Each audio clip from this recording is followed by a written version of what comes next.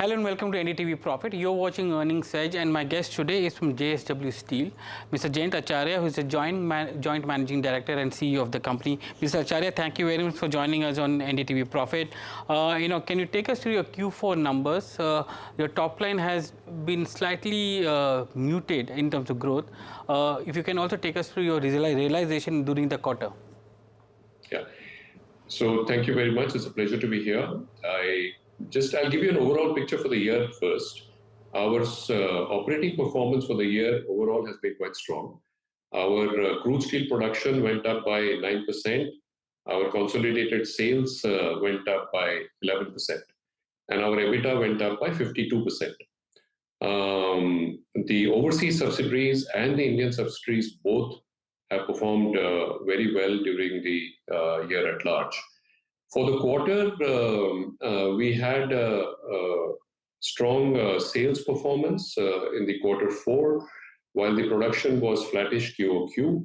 However, the margins were impacted because of higher cost of raw materials, specifically coking coal, and the prices were somewhat muted because of higher imports and pressure from Chinese imports in particular. However, having said that, we see that going forward into the quarter 1, we see that the cost of coking coal has come down, and that should play into the quarter 1 numbers. And the prices in the month of April and May have improved. Prices have bottomed out and have improved, so that should provide some support to the margin. What is the kind of impact, if at all, that would be on the Q1, because you said while coking coal prices have cooled down a bit, is it still significant enough to to give you a good bump up to the EBITDA margins and the realizations? Yes, our coking coal prices would roughly go down between $22 to $27 expected for quarter 1. And if the current rate of coking coal continues, which is about at $240 FOB Australia, if it continues, then quarter 2 also will see a reduction in the cost of coking coal. So that's one positive. The second one is that the prices in world generally were down, muted in the last quarter, whereas in April, internationally, prices have also increased by about $20 plus, and we have seen a reflection of that in India as well. So we expect that prices will be stable, which has been seen an upward mobility, will be stable from here on, and that should provide support in quarter 1. Mm-hmm. Just to add one point, we had a EBITDA per ton of 9,100 for the consolidated performance of quarter 4. However, going forward, I think we will be able to get back to our normative EBITDAs, which we have been having for the last 9 months prior to quarter 4. Okay. Can you also take us through the kind of expansion plan that you have, because you're looking at brownfield and other expansion plan that will take you to 50 million tons by FY30. If I'm not wrong, for the FY24, you had a capex of nearly 16,000 odd crores. So what is the kind of plan that you have for FY25? Yeah. So our current capacity, as you're aware, is about 38 million tons. Major part of that is in India. Close to 37 million tons is in India. And we are adding capacities, or rather operationalizing our facility at Vijayanagar, which the integrated operations, the hot strip mill has already been commissioned in March, and the integrated facilities are starting in this next 2 months. We have also completed the BPSL phase 2 expansion, which is an expansion of 1.5 million. So 5 million ton of Vijayanagar, 1.5 million tons of BPSL will give us a 6.5 million tons increase in capacity in the current year. We have spent about close to 17,000 crores of capex in this last financial year. Our plan is to spend about 20,000 crores for the next financial year as well. And that would add what kind of capacity, sir, once the capex is done? Yeah, so as I was mentioning, we will reach a capacity of 38 million tons overall by the end of this financial year. So additionally, you will see an incremental volume, including our debottlenecking at Vijayanagar towards the end of this financial year. It will give us an incremental 8 million tons of capacity in India. I'm also happy to inform you that the board has approved the phase 3 expansions at Dolvi. It's a brownfield expansion, which we will start now. It's a 5 million ton integrated operation again. And that should be adding capacity by about September 27. Okay, and the capex is included in the 20,000 crores that you mentioned earlier. Yes, the capex for that is included. Part of the capex of 20,000 crores will be also towards Dolvi phase 3 expansion. Yes. So give me a sense of your cash flows that's going to come in next couple of years, because you are adding a major capex plan with 16,000 in FY24, 20,000 in FY25. What is the kind of cash flow that you expect from your operations, and how are you looking to manage your debt levels? Because I assume that it would be part equity, part debt. That's how you're taking the capex. So that's why I mentioned about the year as a whole. If you see our operational performance in terms of EBITDA for the year was 28,200 crores plus. That provides enough liquidity for our expansions. As I mentioned to you, we have spent close to 17,000 crores. Our cash flows have been quite robust.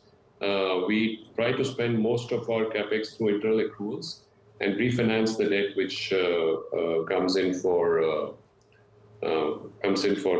final maturity. We do not see a concern now going forward, because it will also, the cash flows will be aided by the new capacities which are coming on stream now. So part of the capacities are getting into production now, and that will give us, the ramp up will be partly this year and partly next year, but it will be able to give us additional cash flows to the extent of this 8 million incremental capacity which we are putting up. Sir, can you update us on the net debt levels subsequent to the kind of investments that you're making? Where will it stand in terms of net debt levels? So let me put it this way. I think you may have seen our numbers. Our debt, we have been able to reduce by 5,300 crores over the previous quarter end. Our debt is currently at about 73,900 crores as we close the year. But what we would like to focus on is on the ratios, and our ratios have been quite stable. Actually, it improved from the last year end. We are at 2.62 net debt to EBITDA and net debt to equity at 0.93. While we grow, we have been steadfastly focusing on very prudent capital allocation, and we will make sure that the ratios are protected. And will you maintain the net debt or the debt at 74,000 crores in FY25 as well? So it is difficult to put a number to the debt by the end of the year, but it could be in a similar range. But it's difficult to put a number there. But as I said, our focus will be on the ratios. So net debt to EBITDA of 2.6 and net debt to equity of 0.93 is something which we would focus, and we will be in this range. Sir, can you also take us through the market dynamics, how it's changing with respect to pricing? Is the pricing picking up in this market, or it's been hovering at the same level? So pricing, Sajeet, has bottomed out. I would say that in the quarter starting December to March, the prices by and large, whatever corrections had to take place, have corrected. Whatever increases which we have seen in April and May is just able to get us back to where we were 6 months back. So from a pricing perspective, I think world over we see a bottoming out. Therefore, there is an improvement which has been seen now. I expect prices going forward to be stable. The second thing is on coking coal. The coking coal has been volatile, and into this last quarter, the coking coal prices were higher. Now they have started moderating, and we are seeing the benefits of that flowing into Q1. And as I mentioned, if it continues, we'll see benefits of that flowing into Q2 as well.